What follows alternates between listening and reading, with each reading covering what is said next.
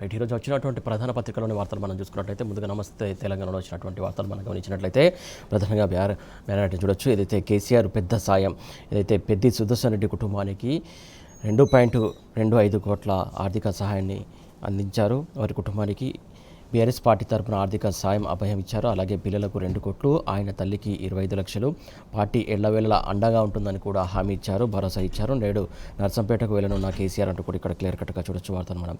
సికింద్రాబాద్లోని యశోద దవాఖానలో మాజీ ఎమ్మెల్యే పెద్ది సుదర్శన్ రెడ్డి కుటుంబ సభ్యులను పరామర్శిస్తున్న ఫైల్ ఫోటో, దానికి సంబంధించి క్లియర్ కట్గా చూడొచ్చు. బీఆర్ఎస్ శ్రేణులకు బాస్ భరోసా అంటూ కూడా ఇక్కడ మరొక వార్త చూడొచ్చు మనం. కేసీఆర్ నీడలో భద్రంగా గులాబీ సైన్యం, నేతలు కార్యకర్తలకు అండగా పార్టీ, ఇప్పటికే 110 కోట్ల బీమా క్లైమ్స్ కూడా జరిగాయంటూ కూడా క్లియర్ కట్గా చూడొచ్చు. ఇక మరొక వార్త చూసుకున్నట్టయితే పోటెత్తిన నిరుద్యోగం అంటూ కూడా మరొక వార్త చూడొచ్చు.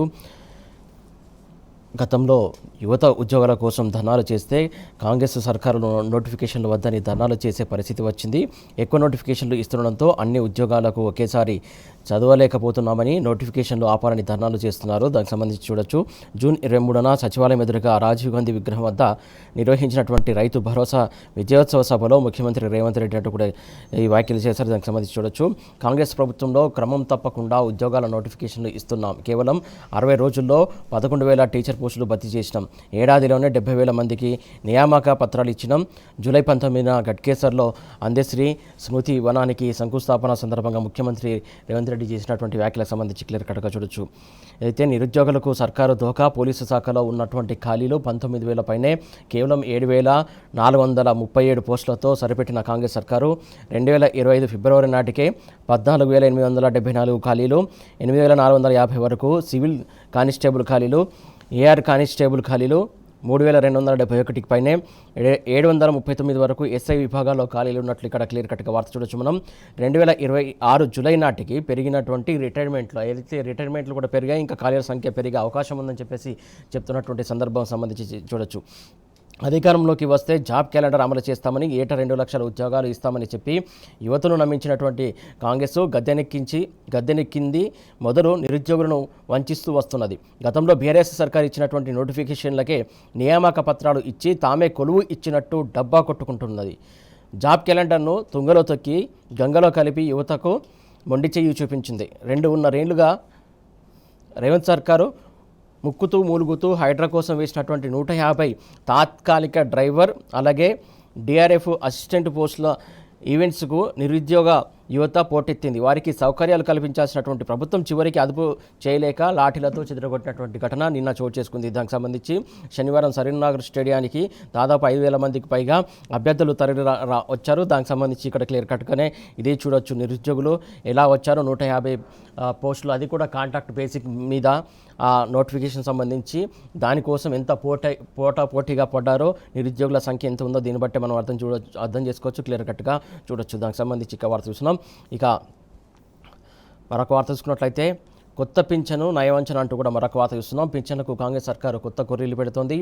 ఇంట్లో కాంట్రాక్టు లేదా అవుట్సోర్సింగ్తో పాటు ప్రైవేటు ఉద్యోగులు, నిపుణులు ఉన్నా కూడా అనర్హులేనంట. ఏదైతే ఇంట్లో ఎవరైనా కాంట్రాక్ట్ ఉద్యోగం తీసుకున్నా, లేకుంటే కాంట్రాక్ట్ కావచ్చు, లేకుంటే అవుట్సోర్సింగ్, ఒకవేళ పిల్లలు ఉద్యోగం వస్తువులు అయితే గిట్ట ప్రైవేటు ఉద్యోగం చేసినా కూడా వాళ్ళు ఇంకా అనర్హులుగానే చిత్రీకరిస్తారట. దానికి సంబంధించి చూడొచ్చు. ఇక బీడీ కార్మికులు, వృద్ధులకు కూడా మొండి చెయ్యి చూపిస్తుంది.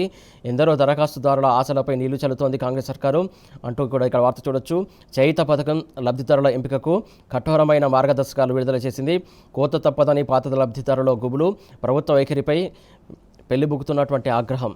ఏదైతే 3 ఎకరాలు దాటితే పింఛను రానట్టేనట. ఆదాయం 1.5 లక్షలు దాటినా కూడా ఇక ఆ పింఛన్ రానట్లేనంట. పింఛన్ల భారం తగ్గించుకునేందుకే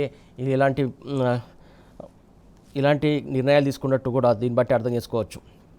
ఇక మరొక వార్త చూసుకున్నట్టయితే 210 కోట్లు పలికే భూములు 7 కోట్లకే అప్పనంగా కట్టబెట్టరంటూ కూడా కొండల్ బిగ్ డీల్ అంటూ కూడా క్లియర్ కట్గా వార్త చూడొచ్చు. ఏదైతే కొండలకు సంబంధించి ఈ డీల్ కుదుర్చుకున్నాడు అంటూ కూడా ఇక్కడ వార్త చూడొచ్చు. ఊరు పేరు లేని కంపెనీకి కారు చౌకగా భూములు అప్పగించారు అంటూ కూడా ఇక్కడ వార్త చూడొచ్చు మనం. అనుమల కొండలరెడ్డి కంపెనీకి సర్కారు అయాచిత లబ్ధి చేకూర్చే విధంగా నిర్ణయం తీసుకుంది. అడ్డుకున్న రైతులను బుల్డోజర్లతో బెదిరించి మరీ స్వాధీనం చేసుకున్నట్టు ఇక్కడ మన వార్తను బట్టి అర్థం చేసుకోవచ్చు.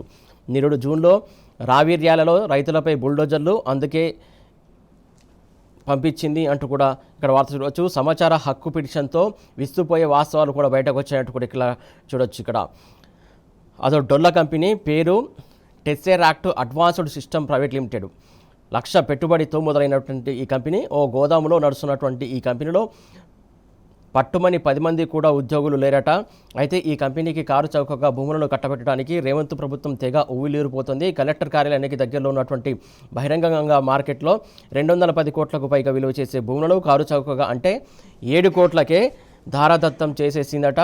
భూములు ఇవ్వడానికి రైతులు నిరాకరిస్తే ఏకంగా బుల్డోజర్లతో భయపెట్టింది. ఊరు పేరు లేని ఓ కంపెనీ కోసం రేవంత్ ప్రభుత్వం ఎందుకింత చేసిందని అంటారా అంటే ఆ కంపెనీ చైర్మన్ స్వయాన సీఎం రేవంత్ సోదరుడు అనుమల కొండలరెడ్డి అవడమే ప్రధానంగా ఆ భూమి అట్టు కట్టబడడానికి ప్రధాన కారణంగా ఇక్కడ ఈ వార్తను బట్టి మనం అర్థం చూసుకోవచ్చు. సీఎం బ్రదర్ మాస్టర్ ఫ్రాడ్ అంటూ కూడా మరో వార్త చూస్తున్నాం. ఓ చిన్న గోదాంలో చిన్న షెల్ కంపెనీ, అదే ఏరోస్పేస్ డిఫెన్స్ ఎకో సిస్టమ్ అట. దాని చైర్మన్ రేవంత్ సోదరుడు కొండలరెడ్డి అట. బీఆర్ఎస్ నేత క్రిషాంక్ దీనికి సంబంధించినటువంటి అంశానికి సంబంధించి ట్వీట్ ద్వారా ఆయన వెల్లడించారు. దానికి సంబంధించి క్లియర్ కట్గా మనం అర్థం చేసుకోవచ్చు.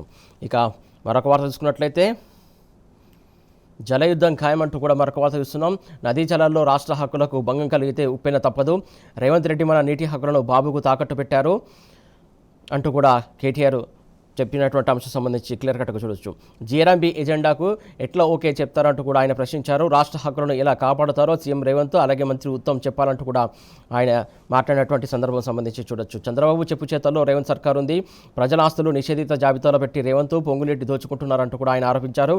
హిల్ట్ పాలసీపై ప్రజల్లో చైతన్యం తెస్తాం, అధికారంలోకి రాగానే దాన్ని రద్దు చేస్తామంటూ కూడా బీఆర్ఎస్ వర్కింగ్ ప్రెసిడెంట్ కేటీఆర్ నందినగర్లో పాత్రికేయులతో చిట్చాట్ సందర్భంగా ఈ వ్యాఖ్యలు చేసినటువంటి అంశం మనం చూడొచ్చు. ఇక మరొక వార్త చూసుకున్నట్లయితే ఏదైతే బీఆర్ఎస్ ఎఫెక్ట్ అంటూ కూడా ఇక్కడ వార్త చూడొచ్చు.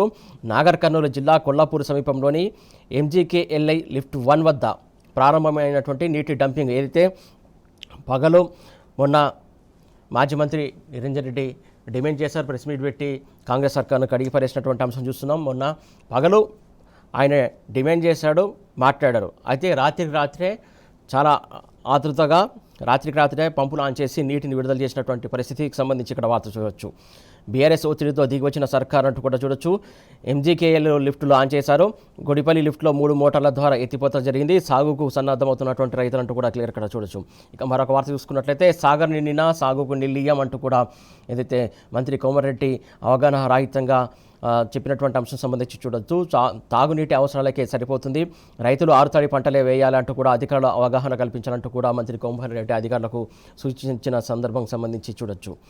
ఇక మరొక వార్త చూసుకున్నట్లయితే షబ్బీర్ దారి ఆక్రమణ దండెత్తిన రైతులంటూ కూడా మరొక వార్త చూస్తున్నాం. రైట్ ఈ అంశాలకు సంబంధించి మనం వార్తలు చూసాం.